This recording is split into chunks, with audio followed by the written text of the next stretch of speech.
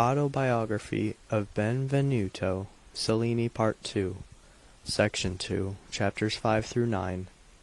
Chapter 5. While we were making our escape, the sons of the dead man ran to the Duke of Melfi, and begged for some light horsemen to catch us up and take us prisoners. The Duke, upon being informed that we were the Cardinal of Ferrara's men, refused to give them troops or leave to follow. We meanwhile arrived at Staggia, where we were in safety. There we sent for a doctor, the best who could be had in such place, and on his examining Pagolo, we discovered that the wound was only skin deep. So I felt sure that he would escape without mischief. Then he ordered dinner, and at this juncture there arrived Messer Cherubino, Milanese simpleton, who kept always muttering, "A plague upon your quarrels," and complaining that he was excommunicated because he had not been able to say a single paternoster on that holy morning. He was very ugly, and his mouth, which nature had been large, and been expanded at least 3 inches by his wound, so that with his ludicrous Milanese jargon and silly way of talking, he gave us so much matter for mirth, that instead of bemoaning our ill luck, we could not hold from laughing at every word he uttered. When the doctor wanted to sew up his wound, and had always made 3 stitches with his needle, the fellow told him to hold hard a while, since he did not want him out of malice to sew the whole mouth up.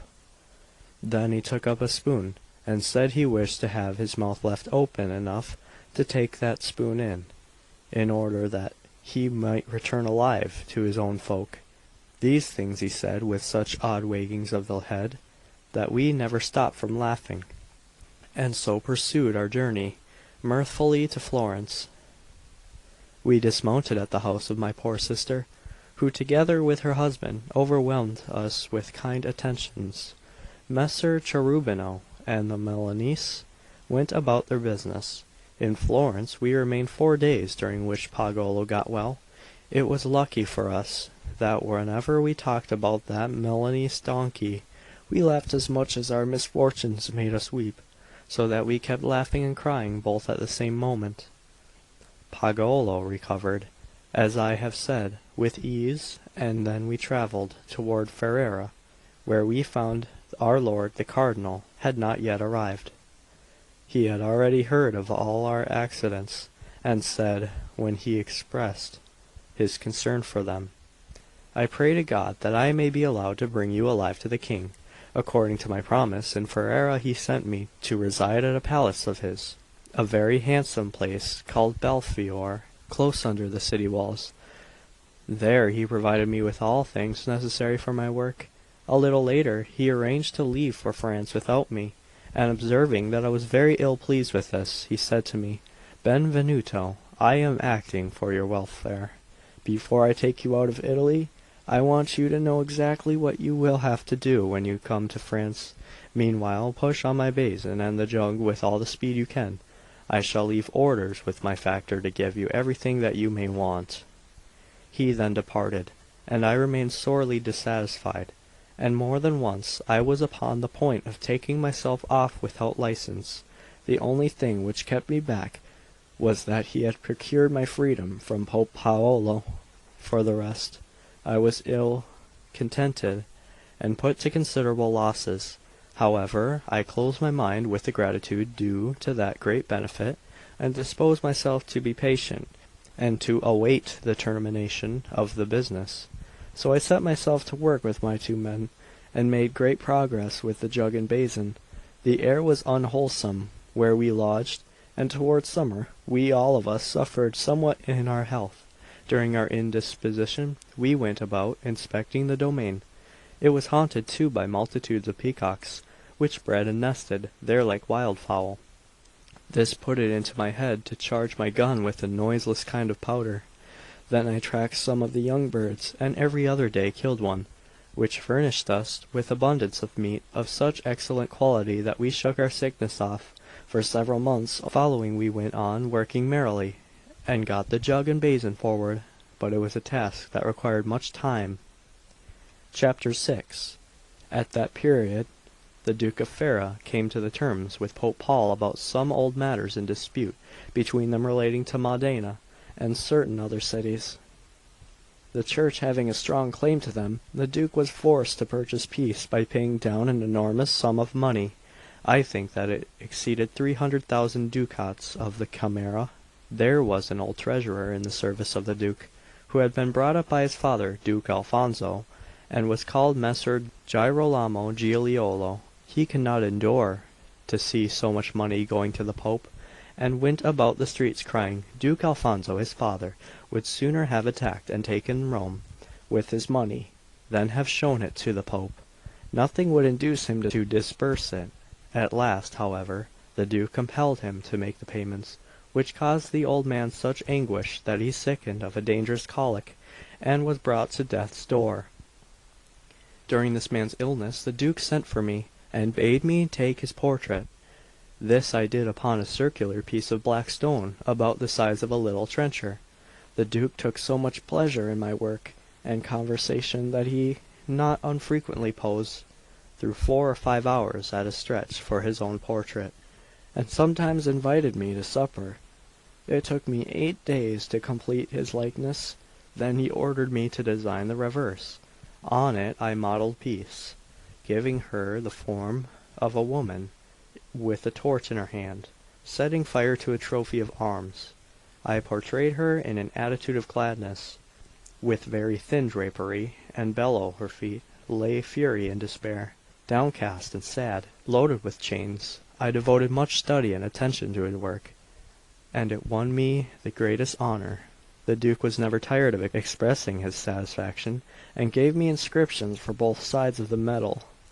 That on the reverse ran as follows: Pretiosa in conspecto Domini. It meant that his peace with the Pope had been dearly bought. Chapter 7. While I was still engaged upon the reverse of this medal, the Cardinal sent me letters bidding me prepare for my journey, since the King had asked after me. His next communication would contain full details respecting all that he had promised. Accordingly, I had my jug and basin packed up. After showing them to the Duke, now a Ferrarese gentleman, named Alberto Bendidio, was the Cardinal's agent, and he had been 12 years confined to his house, without once leaving it, by reason of some physical infirmity.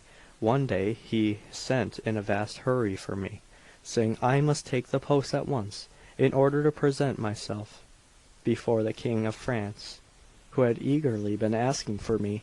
Under the impression that I was in France, by way of apology, the Cardinal told him that I was staying, slightly indisposed, in his abbey at Lyons, but that he would have me brought immediately to his Majesty.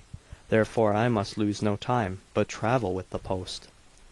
Now Messer Alberto was a man of sterling worth, but proud, and illness made his haughty temper insupportable. As I have just said, he bade me to get ready on the spot, and take the journey by the common post. I said that it was not the custom to pursue my profession in the post, and that if I had to go, it was my intention to make easy stages, and to take with me the workmen Ascanio and Pagolo, whom I had brought from Rome. Moreover, I wanted a servant on horseback, to be at my orders, and money sufficient for my costs upon the way. The infirm old man replied, upon a tone of mighty haughtiness, and the sons of dukes were wont to travel as I had described, and in no other fashion. I retorted that the sons of my art travelled in the way I had informed them, and that not being a duke's son, I knew nothing about the customs of such folk, if he treated me to language with which my ears were unfamiliar. I would not go at all, the Cardinal having broken faith in me, and such scurvy words having been spoken. I should make my mind up, once for all, to take no further trouble with the Ferrarese. Then I turned my back, and he threatening, I grumbling, took my leave.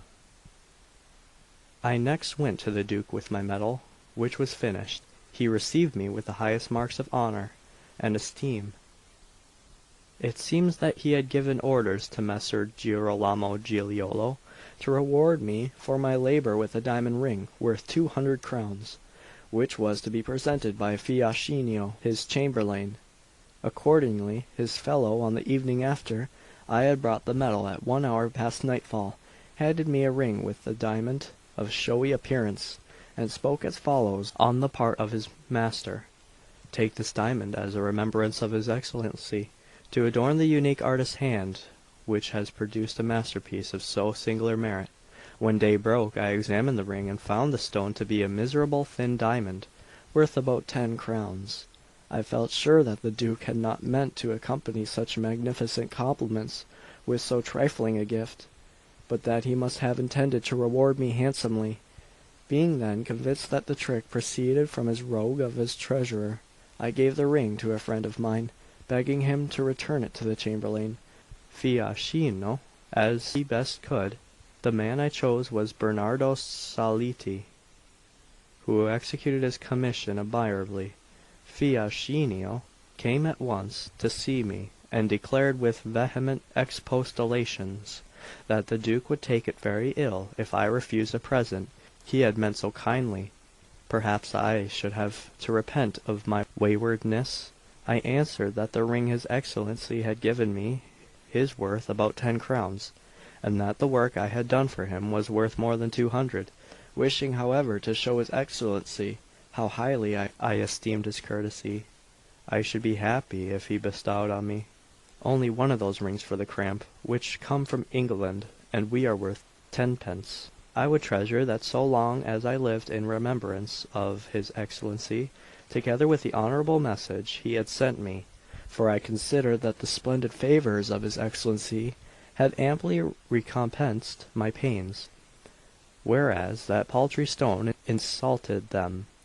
This speech annoyed the Duke so much that he sent for his treasurer, and scolded him more sharply than he had ever done before. At the same time he gave me orders, under pain of his displeasure, not to leave Ferrara without duly informing him, and commanded the treasurer to present me with a diamond up to 300 crowns in value. The miserly official found a stone rising a trifle above 60 crowns, and let it be heard that it was worth upwards of 200. Chapter 8. Meanwhile Messer Alberto returned to reason, and provided me with all I had demanded. My mind was made up to quit Ferrara without fail that very day, but the Duke's attentive chamberlain arranged with Messer Alberto that I should get no horses then. I had loaded a mule with my baggage, including the case which held the Cardinal's jug and basin. Just then a Ferrarese nobleman named Messer Alfonso di Torotti arrived. He was far advanced in years, and a person of excessive affectation, a great dilettante of the arts, but one of those men who are very difficult to satisfy, and who, if they chance to stumble on something which suits their taste, exalt it so their own fancy that they never expect to see the like of it again. Well, this Messer Alfonso arrived, and Messer Alberto said to him, "I am sorry that you are come so late. The jug and basin we are sending to the Cardinal in France have been already packed." He answered that it did not signify to him, and beckoning to his servant, sent him home to fetch a jug in white fanes o' clay, the workmanship of which was very exquisite. During the time the servant took to go and return, Messer Alfonso said to Messer Alberto, "I will tell you why I do not care any longer to look at vases.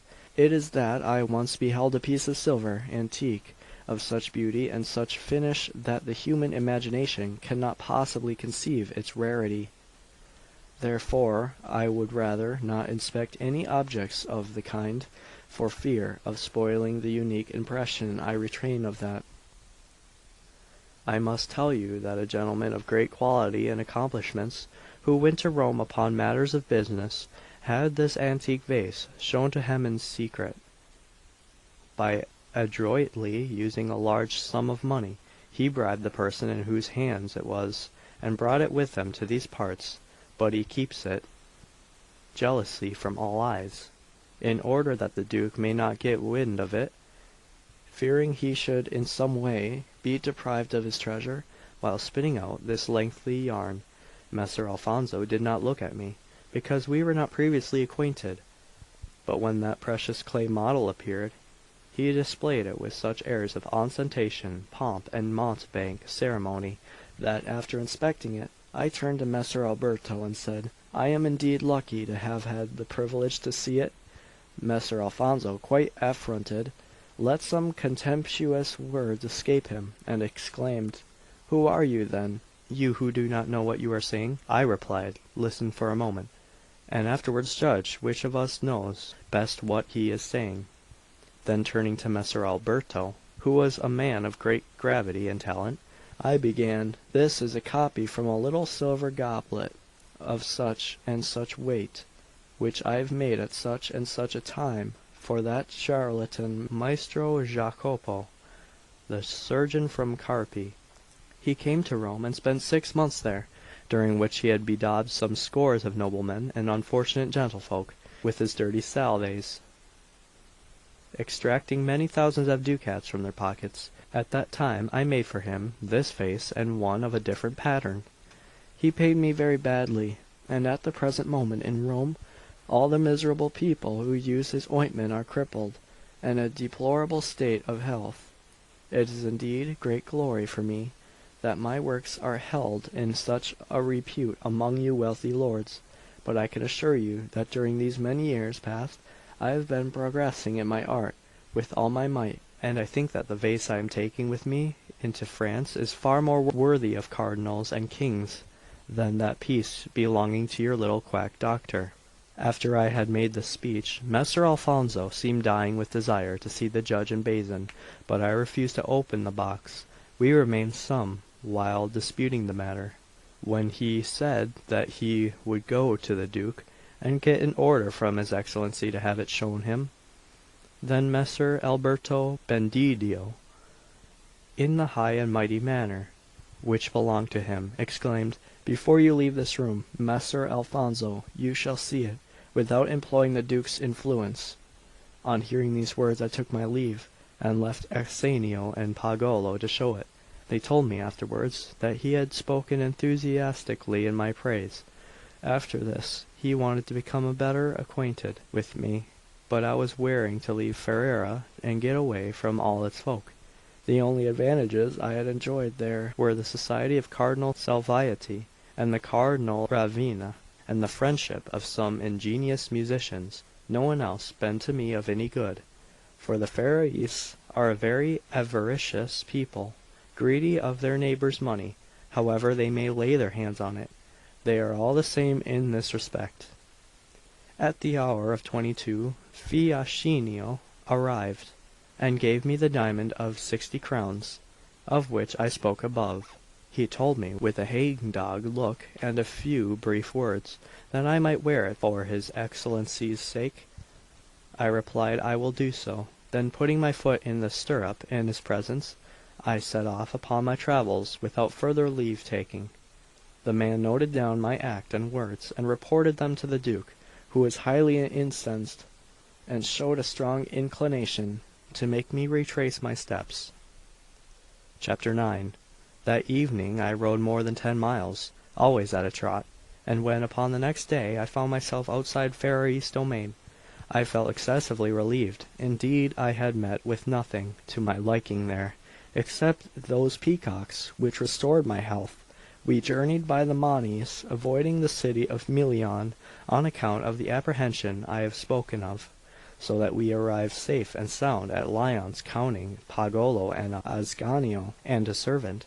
We were 4 men, with 4 very good horses. At Lyons we waited several days for the muleteer, who carried the silver cup and basin, as well as our other baggage. Our lodging was in an abbey of the cardinal's. When the muleteer arrived, we loaded all our goods upon a little cart, and then set off toward Paris. On the road we met with some annoyances, but not of any great moment. We found on the court of the king at Fontana Bellio. There we presented ourselves to the cardinal, who provided us at once with lodgings, and that evening we were comfortable. On the following day the cart turned up, so we unpacked our things, and when the cardinal heard this he told the king, who expressed a wish to see me at once. I went to his Majesty with a cup and basin. Then, upon entering his presence, I kissed his knee, and he received me very graciously. I thanked his Majesty for freeing me with prison, saying that all princes unique for generosity upon the earth, as was his Majesty, lay under especial obligations to set free men of talent, and particularly those that were innocent. As I was, such benefits, I added, were inscribed upon the book of God before any other good actions. The king, while I was delivering this speech, continued listening till the end, with the utmost courtesy, dropping a few words, such as only he could utter. Then he took the vase and basin, and exclaimed, "Of a truth I hardly think the ancients can have seen a piece so beautiful as this.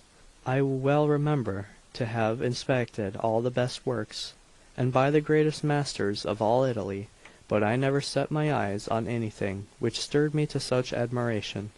These words the king addressed in French to the Cardinal Ferrara, with many others to even warmer praise.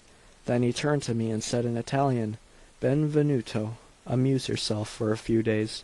Make good cheer and spend your time in pleasure. In the meanwhile we will think of giving you the wherewithal to execute some fine works of art for us." Section 2.